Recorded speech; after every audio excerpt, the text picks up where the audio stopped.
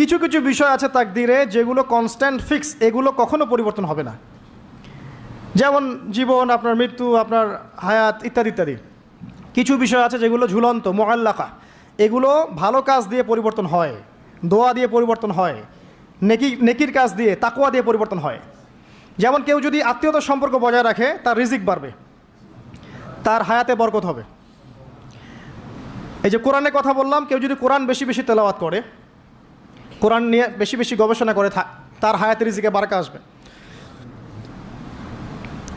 কেউ যদি প্রতিবেশীর খোঁজ খবর নেয়, পিতামাতার সেবা করে, মা না থাকলে খালার সেবা করে, তারও বারাকা আসবে।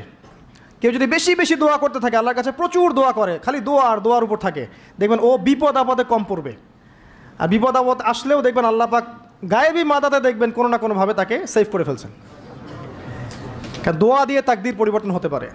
আর কিছু বিষয় কনস্ট্যান্ট, এগুলো পরিবর্তন হবে না। এখানে কিছু মানুষ বলেছে তাকদির বলতে কিচ্ছু নাই, মানুষ যা করবে তাই পাবে। তাকদির বলতে কিচ্ছু নাই, মানুষ যা কাজ করবে সেটাই মানুষ পাবে, মানে মানুষের কর্মের স্বাধীনতাই চূড়ান্ত। তাকদির বলতে আসলে কিছু নাই। এদেরকে বলা হয় কাদারিয়া। কি বলা হয়? কাদারিয়া। নবীজি বলেছেন, এরা যদি মারা যায় জানা যায় যাবে না, এরা যদি অসুস্থ হয় দেখতেও যাবে না, এরা হচ্ছে এই উম্মতের মাজুস, অগ্নি পূজারী। এরকম মানুষ আছে তো আমাদের মধ্যে, তাকদিরে বিশ্বাস করে না, মানুষের কর্ম যা তাই হবে। এটা দলিলও আছে আবার কোরআনে, ওয়ালাইসা লিল ইনসানি ইল্লা মা সাআ, মানুষ তার চেষ্টার বাইরে কিছু পাবে না। এটা হচ্ছে গরুর লেজ ছাগলের পিছনে লাগানো, আর ছাগলের লেজ গরুর পিছনে লাগানো, বাতিল কিয়াস, ইবলিসের মতো। আর একদল আছে যারা মনে করে কর্মের স্বাধীনতা বলতে কিচ্ছু নাই, তাকদিরই সব, যা আছে ভাগ্যে তাই হবে।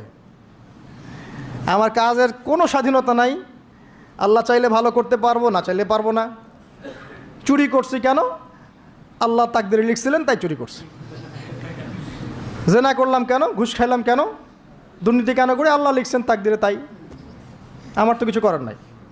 ওমর রাদিয়াল্লাহু আনহুর কাছে এরকম একজন ব্যক্তি আসছিলেন, একদিন বলছিলাম আমি, এসে বলছে, আমি তো চুরি করি নাই, আল্লাহ তাকদিরে লিখছেন তাই আমি চোর হয়েছি। ইবনুল খাত্তাব তিনি বললেন যে ঠিক আছে, কোনো সমস্যা নাই, যে আল্লাহ তোমার তাকদিরে লিখেছেন তুমি চুরি করবা, সে আল্লাহ আমার তাকদিরে লিখেছেন আমি তোমার হাত কেটে ফেলবো। এই আর কি। এদেরকে বলা হয় আবার জাবারিয়া। এদের নাম কি? জাবারিয়া। এদেরও দলিল আছে, আম লিল ইনসানি মা তামান্না ফালিল্লাহিল আখিরাতু ওয়াল উলা, মানুষ যা চায় তাই কি সে পাবে? আল্লাহর হাতেই সমস্ত ক্ষমতা। মানে এরা হয়েছে কি, দুজন দুই দুয়ারে চলে গেছে আর কি। এর মাঝখানে ব্যালেন্সটা কি? তাকদির আল্লাহর হাতে। আল্লাহ পাক তাকদির লিখেছেন আসমান জমিন সৃষ্টির 50,000 বছর আগে, এরপরে আবার মায়ের গর্ভে যখন রূহ আসে তখনও, তারপরে লাইলাতুল কদরে তাকদির আবার বাজেট পেশ করা হয়। কিছু বিষয়ে কনস্ট্যান্ট আর কিছু বিষয় হচ্ছে মুআল্লাকাত, কাজের মাধ্যমে আপনি পরিবর্তন করতে পারবেন। আর নবী সাল্লাল্লাহু আলাইহি ওয়াসাল্লাম বলেছেন সাহাবীদেরকে যে মানুষকে যে ফলাফলের জন্য সৃষ্টি করা হয়েছে পৃথিবীতে তার কাজ সেরকমই হবে। মানে যাকে আল্লাহ পাক জান্নাতের জন্য সৃষ্টি করেছেন পৃথিবীতে সে সেরকমই কাজ করতে থাকবে।